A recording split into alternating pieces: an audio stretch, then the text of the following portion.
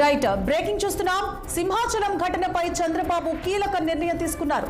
సింహాద్రి అప్పన్న చందనోత్సవంలో జరిగిన ప్రమాద ఘటనపై ఆయన త్రిసభ్య కమిటీ విచారణకు ఆదేశించారు. దీంతో మరికాసేపట్లో సింహాచలానికి రానున్నారు కమిటీ సభ్యులు. ఈ ప్రమాద స్థలాన్ని పరిశీలించనుంది త్రిసభ్య కమిటీ. రిటైనింగ్ వాల్ వద్దని గతంలో నైతిక సిబ్బంది అభ్యంతరం వ్యక్తం చేస్తున్నారు. ఇదే అంశానికి సంబంధించి మరిన్ని అప్డేట్స్ ని విశాఖ నుంచి మా ప్రతినిధి పవన్ ఫోన్ లైన్ లో అందిస్తారు. పవన్,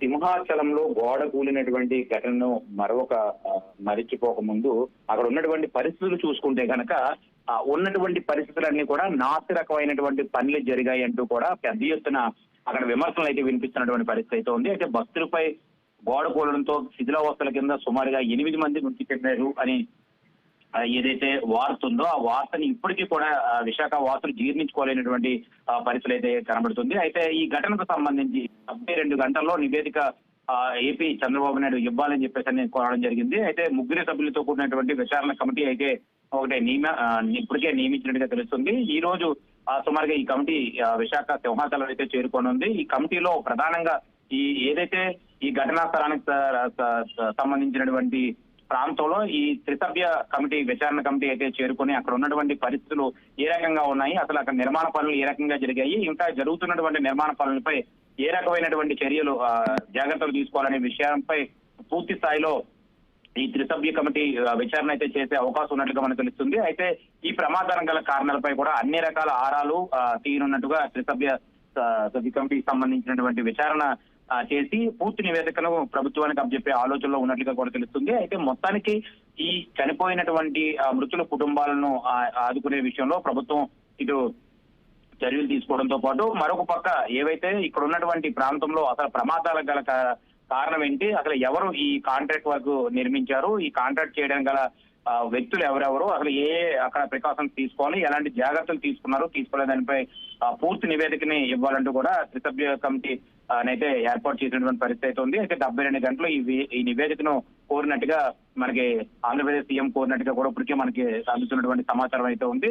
మొత్తానికి ఈ రోజు నుంచి రేపటి వరకు కూడా ఈ పూర్తి స్థాయిలో అసలు అక్కడ ఎందుకు అంతమంది చనిపోవడం గల కారణాలు, ఆ గోడ కూలినటువంటి ప్రధానమైనటువంటి కారణాలు ఏంటో తెలుసుకుని నివేదిక ఇవ్వాలంటూ కూడా చేసినటువంటి ప్రయత్నంలో ఇప్పటికే జిల్లా యంత్రాంగం అంతా కూడా ఆ దిశగా ప్రయత్నం చేస్తుంది. మరోపక్క ఎవరైతే ఇక్కడ చూసుకుంటే వైఎస్ఆర్సీపీ పార్టీకి సంబంధించినటువంటి ప్రధానమైన నాయకులు, అలాగే మాజీ ముఖ్యమంత్రి ఎవరైతే జగన్మోహన్ రెడ్డి ఉన్నారో జగన్మోహన్ రెడ్డి కూడా వీటికి సంబంధించినటువంటి విషయాలపై కొంత క్లారిటీగా ఎందుకు ఇక్కడ ప్రభుత్వం ఇంత వైఫల్యం చెందుతుంది, గతంలో తిరుమలలో జరిగింది, ఇప్పుడు ఇక్కడ జరుగుతుంది అంటే నిత్యం ఏదో ఒక విషయాలపై ఇలా ప్రభుత్వం వచ్చిన కాడి నుంచి అనేక రకమైనటువంటి సంఘటనలు జరుగుతున్నాయి. ఈ సంఘటనలో ప్రజల ప్రాణాలు గాలికి వదిలేస్తున్నటువంటి పరిస్థితి అయితే కనబడుతుంది. లక్షలాది మంది ఈ ప్రజలు భక్తులు ఇక్కడికి చేరుకున్నటువంటి నేపథ్యంలో ఎలాంటి జాగ్రత్తలు తీసుకోవాలనే విషయంపై ప్రభుత్వానికి ఎందుకు చిత్తశుద్ధి లేదనే విషయాన్ని కూడా ప్రశ్నించినటువంటి పరిస్థితి అయితే కనబడుతుంది.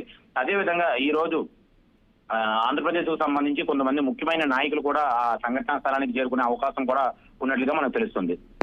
కన్నబాబు, అయితే త్రిసభ్య కమిటీలో ఎవరెవరు ఉన్నట్లు తెలుస్తోంది, అలాగే ప్రాథమికంగా విచారణలో అంటే ఏదైనా బయటపడిందా, ఆలయ అధికారులకు సంబంధించి ఎవరి మీద చర్యలు తీసుకున్నట్లు తెలుస్తోందా, ఈ త్రిసభ్య కమిటీ ఎన్ని రోజులు విచారణ చేసే అవకాశాలు ఉన్నాయి, నివేదిక ఎప్పటి వరకు సమర్పిస్తారు?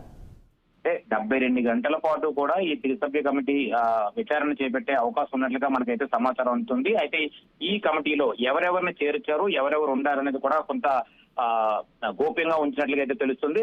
ఈ యొక్క విషయాన్ని కవర్ చేసేందుకు మీడియాను కూడా ఎటువంటి ఇప్పటి వరకు సమాచారం కూడా అయితే ఇవ్వలేనటువంటి పరిస్థితి అయితే కనబడుతుంది.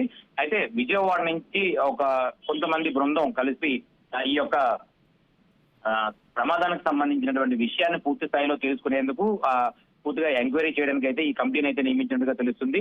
మొత్తానికి ఇప్పటి వరకు ఉన్నటువంటి విషయంపై అయితే కనుక కొంత ప్రాథమిక విచారణలో ఏవైతే ఇక్కడ నిర్మించాల్సిన అంటే కాంపౌండ్ వాల్ నిర్మించాల్సినటువంటి ఏదైతే వాల్ ఉందో అది పూర్తి స్థాయిలో కాంక్రీట్ అంటే ఇసుక, సిమెంట్, రాయి, కాంక్రీట్ జంగిల్ గా అక్కడ నిర్మించాల్సినటువంటి నేపథ్యంలో పిల్లర్స్ అక్కడ యూజ్ చేయాలి, పిల్లర్స్ వాడాలి, ఖచ్చితంగా పిల్లర్స్ వేసి ఈ రకమైనటువంటి కొండవాళ్ళ ప్రాంతాల్లో తీసుకోవాల్సినటువంటి జాగ్రత్తలు ఏవైతే ఉంటాయో ఆ ప్రాంతంలో తీసుకోవాల్సిన జాగ్రత్తలు తీసుకోలేదంటూ కూడా ఇటు కొన్ని పార్టీలకు సంబంధించిన వర్గీయులు అయితే పెద్దలు మాట్లాడుతున్నటువంటి సందర్భం ఉంది.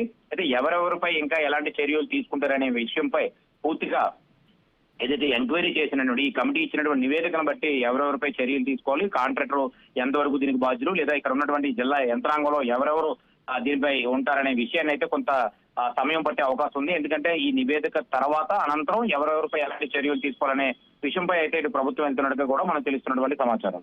Right, thank you for the updates Kannababu.